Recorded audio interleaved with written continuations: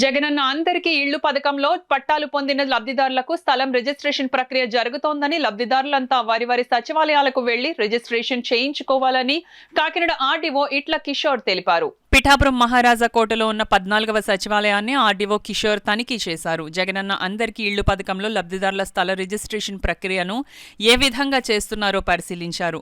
వేగవంతంగా ఈ రిజిస్ట్రేషన్ ప్రక్రియను పూర్తి చేయాలని సచివాలయ సిబ్బందిని ఆదేశించారు. ఈ సందర్భంగా ఆర్డీఓ కిషోర్ మీడియాతో మాట్లాడారు. కార్యక్రమంలో పిఠాపురం తహసీల్దార్ Kalilakshmi, municipal commissioner Kanakarao, MPDO Chinnarao, Subbarao ఉన్నారు.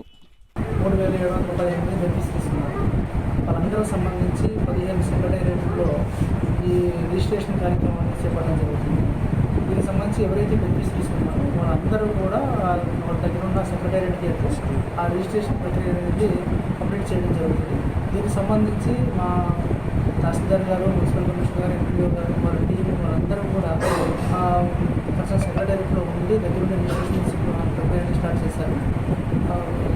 చిన్న ఎర్రర్స్ ఉన్నా కూడా ఇమ్మీడియట్గా రెక్టిఫై చేయడం జరుగుతుంది. కాబట్టి బెనిఫిషరీస్ ఎవరైతే ఉన్నారో అందరూ కూడా ఇమ్మీడియట్గా మీ యొక్క ప్లాట్స్ని రిజిస్ట్రేషన్ చేయించుకోవాలని ఆలోచిస్తాం.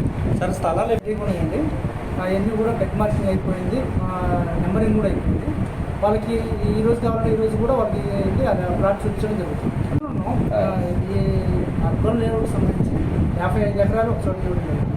ఆ 55 ఎకరాలకు సంబంధించి స్టోన్ ప్లాంటేషన్ గత వారం నుంచి కూడా జరుగుతుంది.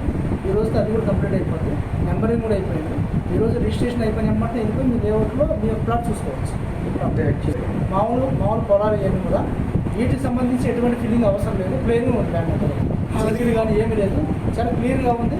ఇప్పుడు వెళ్ళేసి సార్ ఇంకా